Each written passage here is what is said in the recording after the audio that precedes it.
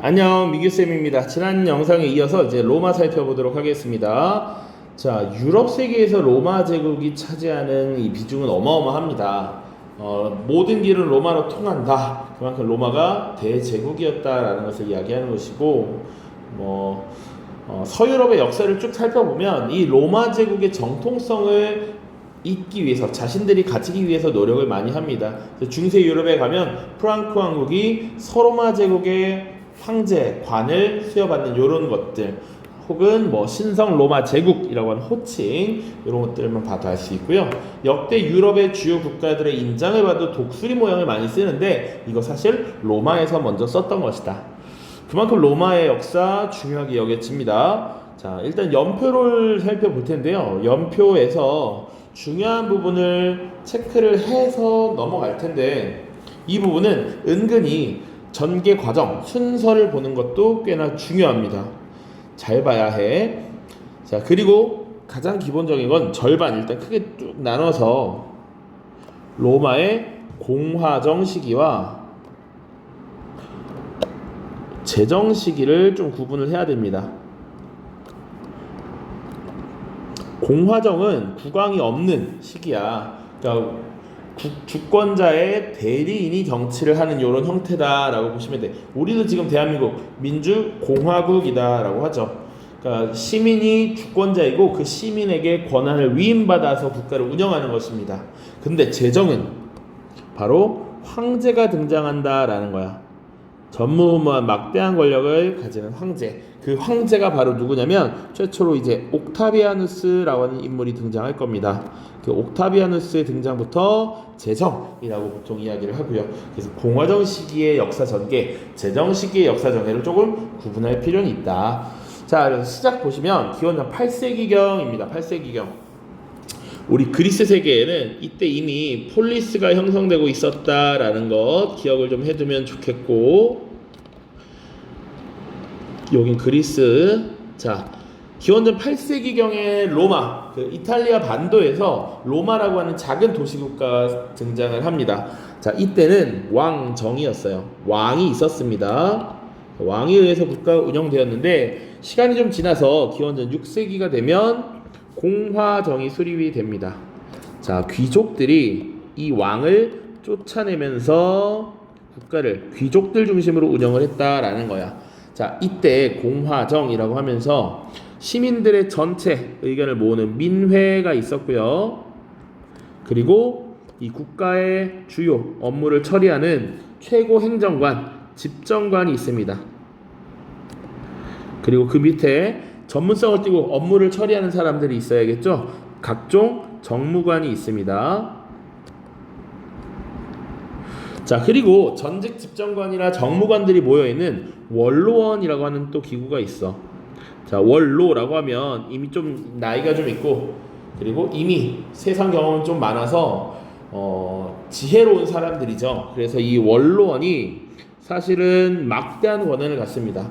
실제 일은 집정관과 정무관들이 하지만 중요한 지점에서 이 원로원에 모이는 원로들이 회의를 해서 일종의 조언을 해요. 그래서 원로원의 충고라고 하는데, 이것을 거부하기 어려운 이런 모습들이 많이 나타납니다. 어쨌거나 이런 기본적인 시스템을 가지고 운영이 되었는데, 자, 우리가 여기서 봐야 될 것은 이제 이탈리아 반도를 통일하는 과정에서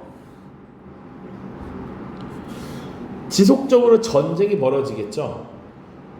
그치? 전쟁을 통해서 다른 부족을, 다른 도시국가를 정복하고 영토를 확장시켜 나가야 돼. 이때 누가 활약을 하느냐? 주로 평민들이 활약을 하죠. 자, 그리스와 마찬가지입니다. 이 로마에서도 중장보병이 전술에서 중요하게 여겨짐에 따라 자비를 통해 무장할 수 있는 평민들, 다소 부유한 평민들이 군대에 들어와서 국가를 위해 노력을 하게 되고 헌신을 하게 되고, 이런 평민들은 당연히 내가 국가에 헌신하는 만큼 국가에 참여할 수 있는 참정권을 확대시켜달라라고 요구하죠.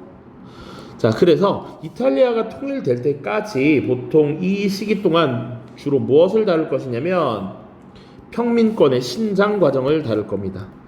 각종 법을 편찬하면서 평민의 권한이 얼마나 높아지는지 이런 거 볼 거야. 그래서 기본적으로 민회라는 거 있었는데 평민들의 회의인 평민회가 따로 생겨나고요.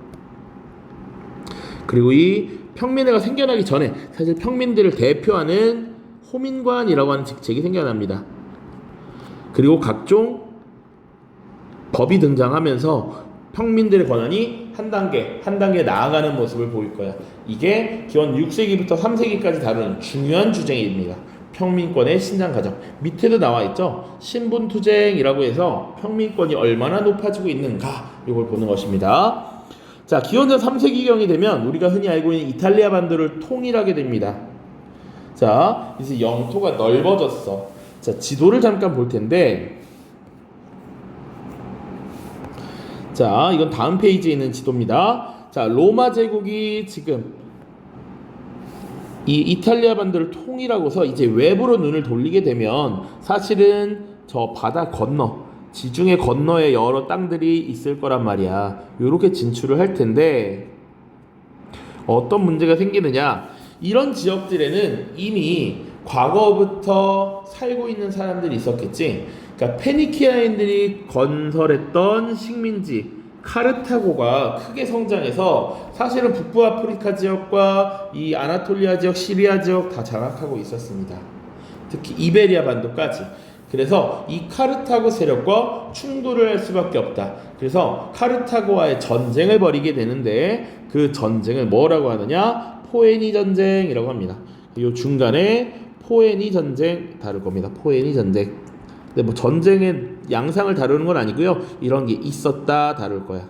그냥 있었다고 넘어가. 사실은 여기서 이제 카르타고의 영웅 한니발, 그리고 한니발을 맞섰던 스키피오 이런 인물들이 나오는데 재밌는 부분이긴 한데요. 시간이 없으니까 다른 재밌는 유튜브 영상을 참고해 보시기 바랍니다. 자, 어쨌거나 포에니 전쟁에서 승리하면서 막대한 영토를 얻게 돼. 아까 카르타고가 가졌던 영토들, 이베리아 반도의 일부, 그리고 북부 아프리카 지역, 그리고 그리스 세계까지 이제 점령을 하게 된다라고 보시면 됩니다. 자, 지금 그리스 세계를 언급했으니까 잠깐 보면 기원전 3세기경, 기원전 4세기도 있겠죠? 기원전 4세기 그리스는 어땠는가? 그리스는 338년, 기원전 338년에 카이로네이아 전투를 계기로 마케도니아가 그리스 세계를 정복했다라는 거 기억을 해야겠죠. 그리고 이제 알렉산드로스 제국이 활약하는 시기가 기원전 4세기다. 자, 그 다음 봐야 될 것이 무엇이냐? 그 다음 봐야 될 것은 이제 포에니 전쟁 이후에 로마가 위기를 겪습니다. 나름 통일도 이루고 성장했는데 한번 위기를 겪게 돼. 왜 그랬느냐? 지금까지는 이탈리아 반도를 통일하고 포에니 전쟁에서 승리하면서 영토도 크게 넓어졌고요. 그 과정에서 전쟁 과정에서 승리를 했기 때문에 그 지역의 사람들을 노예로 삼아, 그래서 노예 노동을 통한 라티푼디움이라는 게 형성됩니다. 노예 노동을 기반으로 한 대농장 경영, 라티푼디움 확산, 요게 또 중요합니다. 자, 이게 왜 문제가 되냐면 과거에는 자영농들이 자신이 농사를 짓고 먹고 살지만 이제는 대토지를 소유한 귀족들, 부유한 사람들이 노예를 통해서 저렴한 가격에 곡물을 생산해내고 이것이 자영농의 몰락을 가져온단 말이야. 그래서 이 라티푼디움이 확산되면서 자영농의 몰락이 심화됩니다. 이거 국가적 위기야. 왜? 자영농이 몰락하면 국가에 세금을 내는 사람들도 줄어들고, 그리고 자영농이 몰락하면 사실은 자부담을 해서 중장 보병으로 무장해야 되는 이 군사력도 약화되는 거야. 그래서 이것을 해결하기 위해 노력했던 그라쿠스 형제라는 인물이 있습니다. 두 명의 형제야. 그라쿠스 형제가 나름의 개혁을 추진하려고 한다. 그러나 귀족들의 반발로 실패하고요. 자, 그 이후에는 사실 이제 평민들, 일반 농민들을 대변하는 민중파, 그리고 귀족들을 대변하는 귀족파 혹은 벌족파라고 하는데 내부 분열이 심화됩니다. 자, 이런 내부 분열이 심화되니까 무력을 가진 장군들이 정치의 전면에 나서게 되고요. 장군들이 중심이 된 삼두 정치라고 하는 것이 주로 이루어진다. 1차 삼두 정치와 2차 삼두 정치로 나눌 수 있는데 1차 삼두 정치는 카이사르가 주도한 2차 삼두 정치는 옥타비아누스가 주도한 삼두 정치고요. 결국 이 2차 삼두 정치를 주도했던 옥타비아누스가 자신의 정적이었던 안토니우스와 클레오파트라의 함대를 악티움 해전에서 격파함으로써 사실상 로마의 권력을 장악합니다. 그리고 사실상 옥타비아누스가 로마의 최고 권력자가 되면서 사실상 황제의 지위에 올라가게 돼. 물론 권력이 집중되면 시기 질투를 받고 암살당할 리더가 있기 때문에 옥타비아누스는 스스로를 제1시민 프린캡스다라고 표현만 하고요. 그럼에도 불구하고 원로원에서는 이 옥타비아누스를 아우구스투스로 지금 높이면서 사실상 황제로 즉위하게 된다. 자, 그 이후에 이제 초반에 로마는 굉장한 평화 시기를 맞이합니다. 5명의 현명한 황제가 등장하는 오현제 시대가 등장하게 되고요. 이때는 황제의 자리를 세습하는 것이 아니라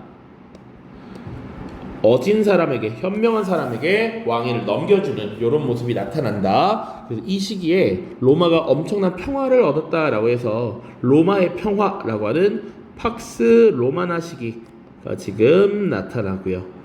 이 이후 살짝의 공백기가 있다가 이후 굉장한 혼란 시기로 넘어가게 됩니다. 이 시기는 군인 황제 시대가 나타나고요.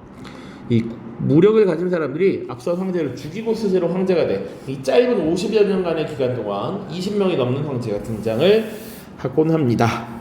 자, 그 이후에 군인 황제 시대를 정리하고 나름 이 국가의 혼란을 수습하기 위해 등장했던 황제들을 쭉쭉쭉 봐야 되는데요. 여기 또 중요한 황제가 3명이 등장합니다. 자, 그래서 각각 디오클레티아누스, 콘스탄티누스, 그리고 테오도시우스입니다. 순서 디콘테 순서 알고 있어야 하고요. 디오클레티아누스, 콘스탄티누스, 테오도시우스 머리에 들어와야 돼. 디오클레티아누스는 제국이 너무 넓어서 지금 이런 혼란이 온다라고 해서 제국을 4개로 분할해서 통치를 하고요. 각종 개혁 정치를 추구합니다. 자, 콘스탄티누스는 다시 이것을 통합하고요. 그리고 기독교를 탄압하던 것을 그만두고 공식적으로 인정해주는 조치를 취합니다. 자, 그리고 수도를 콘스탄티노폴리스로 옮겨요. 그 정도 보면 될 거예요. 뒤에 자세하게 다룰 겁니다. 테오도시우스는 기독교를 국교화했다. 그런데 이 문제는 테오도시우스가 죽은 다음이야.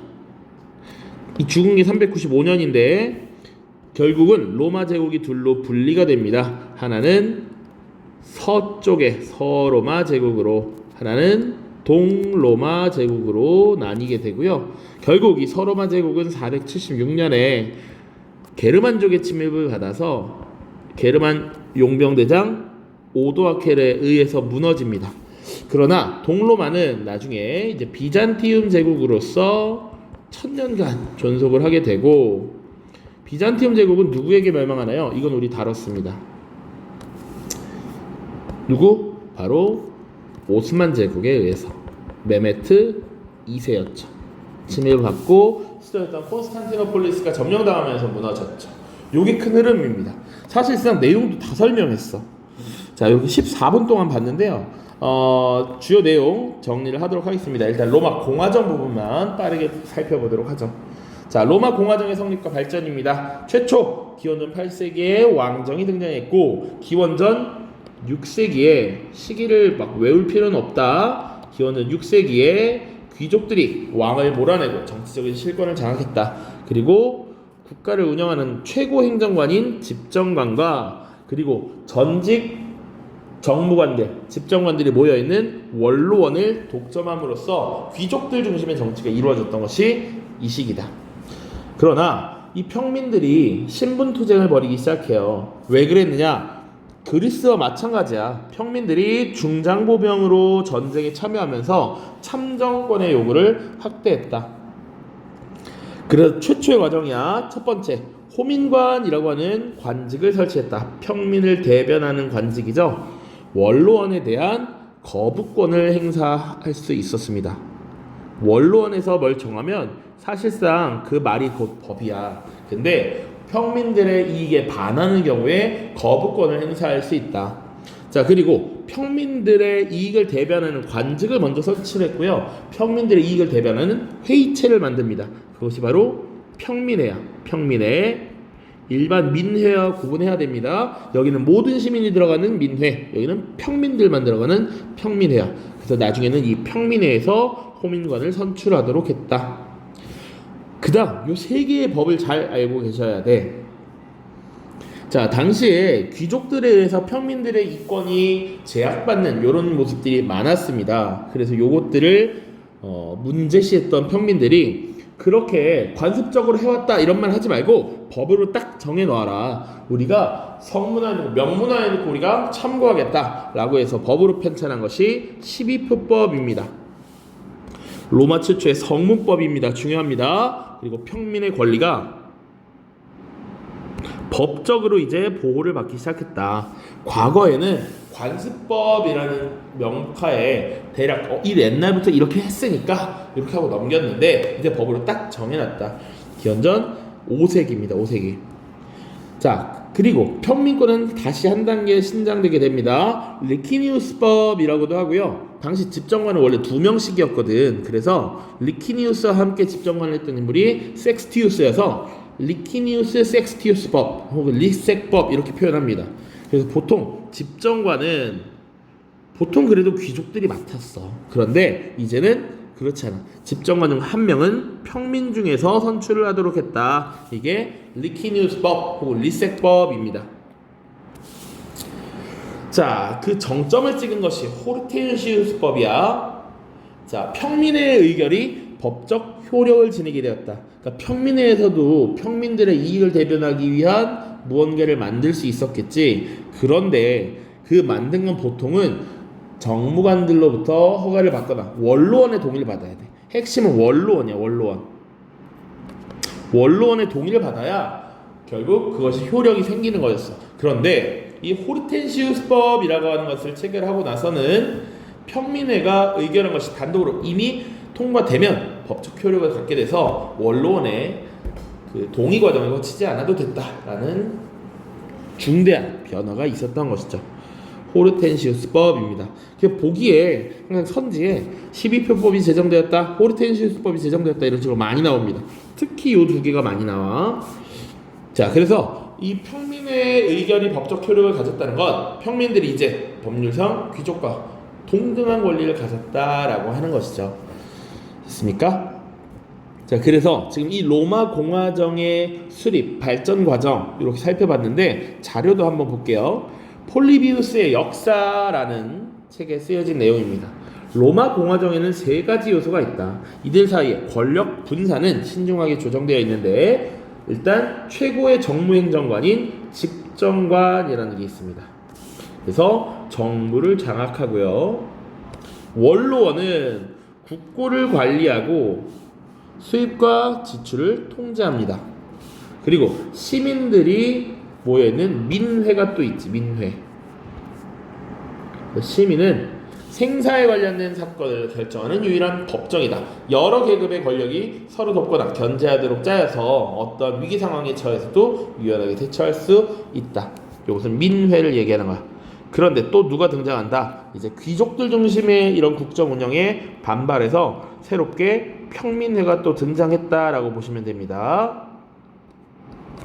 자, 옆에 요 구조, 이 교과서에도 나와 있는데 기본적으로 전체 시민이 모이는 민회야. 여기는 귀족들도 모이고 일반 시민들도 포함돼. 그 중에 평민들만 모이는 평민회도 있었다. 자, 그래서 일단은 이 민회에서 국정을 총괄하는 최고 행정관이 집정관, 그리고 각종 정무관, 감찰관, 법무관, 재무관, 건설관 등을 뽑아서 국가를 운영하도록 합니다. 자, 그리고 평민회에서는 이 평민들의 입장을 대변할 수 있는 호민관을 선출을 하는 것이지. 호민관의 주 권한은 거부권이었다. 거부권. 평민의 이익에 반하는 원로원의 결의를 거부할 수 있는 권한. 자, 그리고 이 집정관이 국정을 운영할 때 조언을 구하는 원로 집단이 있었다. 원로원, 주로 전직 고위 정부관이야. 여기를 한번 거치고 가면 원로원에 들어갈 수 있는 것이었다. 그리고 특수한 상황에는 이 집정관 2명이서 국정을 운영을 했는데, 그러지 말고 한 명이 짧은 기간만 임시적으로 독자적인 리더십을 확보할 수 있도록 독재관이라는 제도도 두기도 했습니다. 주로 전쟁 상황에 임명이 됐습니다. 자, 지금 신분투쟁을 통해서 평민들이 권력을 얻어가는 과정 봤고요. 로마의 팽창 그리고 위기 살펴보도록 하겠습니다. 자, 로마가 점차 평민권을 신장시켜 가면서 군사력이 확대되었고요. 결국 로마와 그 주변 이탈리아 반도 전체를 통일하게 됩니다. 이게 시기적으로는 기원전 3세기경이야. 자, 로마를 모두 이탈리아 반도를 모두 점령하니까 이제 그 주변으로 영토 확장을 위해 눈을 돌리게 되면서 주변에 페니키아의 식민지였던, 그리고 뒤에 어마어마하게 성장한 카르타고와의 전쟁을 벌이게 됩니다. 3차례 전쟁을 벌이게 되고요. 여기서 승리함으로써 지중해의 서부 지역을 장악하게 되었습니다. 요거까지. 자, 이 로마가 나중에 지중해를 로마의 호수라고 부르게 되는데 그만큼 성장할 수 있었다라는 거. 그 시작이 이탈리아 반도를 통일한 뒤에 포에니 전쟁에서 지금 카르타고에 승리를 했다라는 것이지. 그래서 이베리아 반도 일부, 북부 아프리카 일부 이렇게 장악을 하고 있습니다. 자, 그런데 이제 사실 로마에도 위기가 찾아오게 된다고. 자, 포에니 전쟁 이후에 노예 노동을 활용한 라티푼디움이 확대되었습니다. 자, 노예를 통해서 경영하는 대농장이었어. 자, 노예라고 하는 것은 이 전쟁 과정에서 승리를 거두고 피지배민들, 당시 피정복민들을 노예로 삼는 경우가 많았지. 그래서 노예를 통해서 농사를 지으면 사실은 더 저렴한 인건비, 사실 걔네들 노예들은 밥만 주면 될 거 아니에요. 적은 인건비로 이 곡식을 많이 대량으로 생산하기 때문에 곡물 가격이 하락합니다. 그러면 열심히 혼자 농사지어서 팔아먹는 자영농들은 그 가격과 경쟁할 수 없어 자영농이 몰락하고요. 당연히 자영농이 몰락하면 세금을 내지 못함으로 국가재정이 악화되고, 그리고 자부담을 통해서 무장을 해서 군사력으로 보충이 되는데 군사력 또한 약화된다라는 것. 이게 큰 문제야. 로마가 처한 큰 위기 상황이었고, 이것을 타개하기 위해서 새로운 개혁 조치를 추진하려고 했던 것이 바로 그라쿠스 형제입니다. 형이 티베리우스고요. 동생이 가이우스인데 각각 법을 하나씩 제정을 합니다. 첫 번째, 농지법입니다. 농지법. 농사짓는 땅이라는 얘기지. 자, 귀족들이, 부유층들이 대토지를 소유하니까 일반 농민들이 버텨낼 재간이 없다. 일반 농민들이 안정적으로 농사질 땅을 받을 수 있어야 하는데 그렇지 못하다라는 것이지. 부유층의 토지 소유를 제한하고요. 농민들에게 토지를 재분배합니다. 자, 중요한 내용이야. 농지법. 자, 티베리우스 그라쿠스가 주장을 했고요. 기본적으로는 안정적인 농지 배분을 통해서 자영농을 육성하려고 했던 것이지. 밑에 것도 마찬가지니까 합쳐서 뭐 자영농 육성 이렇게 생각을 해두면 되겠습니다. 자, 두 번째 곡물법입니다. 동생이었던 가이우스 그라쿠스가 제도화하려고 했던 것이고요. 이 둘 모두 사실은 호민관으로 선출이 됐던 인물입니다. 그렇기 때문에 이런 걸 주도할 수 있었던 거야. 자, 빈민들에게 곡물을 값싸게 제공해서 농민들의 몰락을 방지하려고 했던 것이지. 그런데 이 농지법이고 곡물법이고 다 귀족들이 반대했습니다. 귀족들은 또 이것도 부를 축적하기 위한 방법으로서 대농장을 경영하는 것인데 이 내 이익을 막으려고 한다라는 거야. 그래서 귀족들의 아주 거센 반대가 있었습니다. 자, 그리고 결국은 이 그라쿠스 형제가 암살당하면서 실패로 끝나게 되고요. 내부적인 혼란이 더욱 심화됩니다. 그래서 귀족들을 대변하는 귀족파, 그리고 평민들을 대변하는 평민파로 나뉘어서 권력 다툼이 발생해요. 우리 어떤 책을 보면 여기는 옵티마테스라고 하는 세력으로 등장을 하고요. 평민파는 포플라레스라고 등장을 합니다. 자, 아무튼 이런 혼란이 하나 발생해. 귀족과 평민 세력의 대립. 그 와중에 노예 반란도 발생합니다. 대표적인 것이 스파르타쿠스의 난야. 자, 이 스파르타쿠스는 노예 검투사였죠. 당시 로마 시민들이 즐길 거리로서 원형 경기장인 콜로세움에 모여서 검투사들의 싸움을 이렇게 봅니다.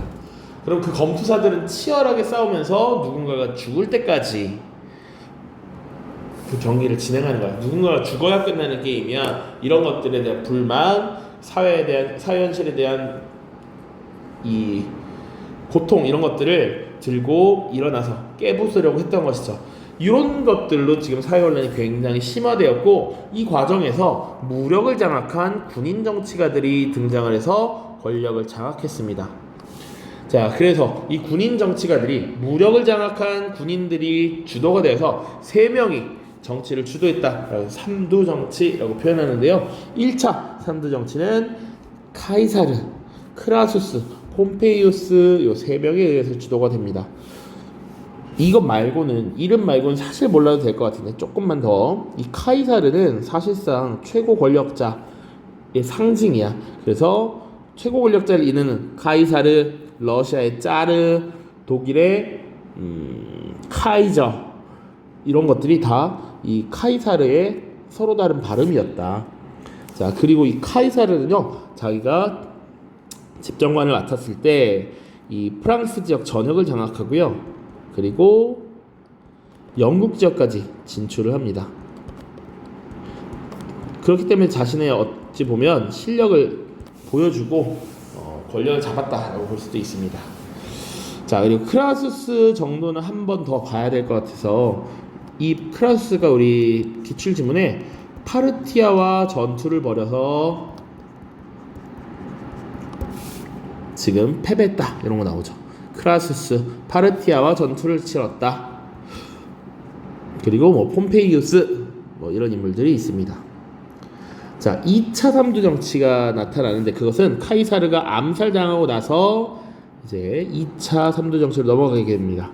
옥타비아누스는 이 카이사르의 양자였고요. 다시 한번 삼두 정치를 주도합니다. 옥타비아누스도 역시 치열한 정복 전쟁을 통해서 자신의 능력을 보여주고요. 엄청난 부를 축적하게 돼.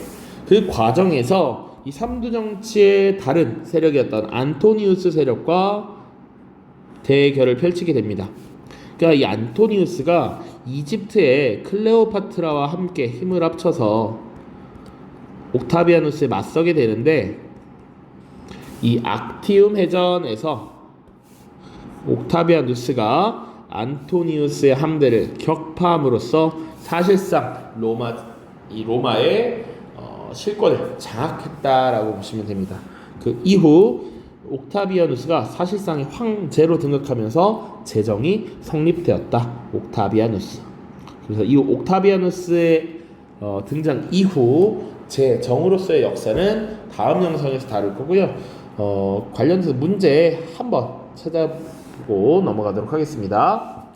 자, 2018년 6월 모의평가 6번 문항입니다. 가나 나라의 정치 발전에 대한 설명을 옳은 것은 가의 정치 제도를 데모스, 시민의 지배라고 합니다. 왜냐하면 소수특권층이 아니라 다수 시민이 통치하기 때문이고요. 시민 중 누구라도 국가에 봉사할 능력을 갖추었다면 가난하다고 해서 정치적으로 소외되지 않습니다. 우리가 스파르타보다 자유로우면서도 더 강한 이유가 여기에 있습니다. 페리클레스야. 이 가는 어느 나라입니까? 일단 아테네죠. 아테네. 우리 그리스 세계에서 다른 아테네야. 자, 나의 정치 제도에서는 콘술, 집정관이 큰 힘을 발휘하지만 원로원과 민회가 콘술을 견제한다. 이러한 권력 분산에 입각한 제도는 어떤 상황에도 유연하게 대처할 수 있으므로 이보다 더 좋은 제도를 찾기 힘들다. 이 나라가 호에니 전쟁에서 승리할 수 있었던 것도 이 때문이다. 이건 어디입니까? 바로 로마가 되겠죠. 자, 그래서 봅시다. 가. 500인평회의가 구성되었다. 맞지? 이거 언제 구성되었습니까? 클레이스 테네스 때 구성이 되었습니다. 호르텐시우스법이 제정되었다. 공화정, 로마 공화정이죠. 거의 법으로는 마지막 피날레였습니다. 3번 솔론의 개혁은 그리스 아테네잖아. 아테네. 밀레트 제도 오스만 제국이고요. 호민관이 선출되었단 로마에만 해당하는 이야기죠. 자, 오른쪽입니다. 이 법안에 대한 설명을 옳은 것은 호민관에 선출된 티베리우스 그라쿠스는 몰락한 자영농을 위해 평민에 이 법안을 제출하면서 다음과 같이 연설하였다. 이 나라에는 들짐승도 자기굴이 있어서 실수가 있고 몸을 감출 수도 있습니다. 그러나 목숨을 걸고 싸움터에 나아갔던 사람들은 공기와 햇볕 말고는 가진 것이 없습니다. 그들은 세상의 주인이라는 이름을 얻었지만 내 것이라고 부를 만한 손바닥만한 땅도 없이 죽어야 했던 것입니다. 티베리우스 그라쿠스가 평민회에 제출한 법안, 농지법이죠. 땅이 하나 없다 이러고 있잖아. 농지법이고요. 정답은 3번이 되겠죠. 라티푼디움의 확산을 막고 자영농이 몰락하는 것을 막기 위해잖아요. 됐죠? 자, 보기 보도록 하겠습니다. 로마 최초의 성문법이다. 요거 최초의 성문법 12표법이고요. 시민의 공무수당 지급을 규정한 건 그리스에서 어떤 인물? 페리클레스 시대에 4. 집정관 1인을 평민 중에서 선출하도록 하였다. 요거 리키니우스법입니다. 5번 재산에 따라 시민에게 참정권을 차등적으로 부여하였다. 그리스의 솔론이었죠. 솔론. 자, 그 다음입니다. 2016년 9월 모의평가에 가 나라에 대한 설명을 옳은 것은 기원전 3세기 이탈리아 반도에 침입한 가 군대의 진로를 보여주는 지도입니다. 기원전 3세기에 지금 알프스 산맥을 넘어서 로마로 공격해온 것, 요게 바로 카르타고입니다. 카르타고. 그래서 당시 자, 카르타고가 이 한니발이라는 인물이 코끼리 부대를 이끌고 알프스 산맥을 넘었다 이런 얘기를 하거든. 자, 요거 카르타고와의 포에니 전쟁이죠. 3차례에 걸쳐서 전쟁이 일어났고 이 카르타고의 명장 한니발에 의해서 로마가 위기를 겪기도 했는데요. 사실은 로마에 스키피오라는 인물이 등장하면서 이 한니발을 막아내죠. 자, 그래서 카르타고에 대한 설명을 찾으면 됩니다. 카르타고 정답은 3번입니다. 지중해를 무대로 해상무역을 전개했고요. 원래는 페니키아의 식민지로서 시작을 했는데 어마어마하게 지금 성장을 하는 모습을 보여주고 있죠. 그리고 이 포에니가 로마에서 페니키아를 부르는 말입니다. 페니키아 이렇게 보면 되겠죠. 자, 델로스 동맹의 맹주였다는 아테네고요. 게르만족의 침입으로 멸망한 것은 서로마 제국이죠. 그리고 정복 지역의 알렉산드리아를 건설한 건 알렉산드로스. 훈족의 압박을 받아 남쪽으로 이동하였다. 이거 게르만족에 대한 설명이 되겠습니다. 자, 로마 제정 마무리 짓고 교과서는 함께 보겠습니다. 그리고 뒤에 기출문제 더 풀어보도록 하죠. 모두 고생 많았습니다. 안녕.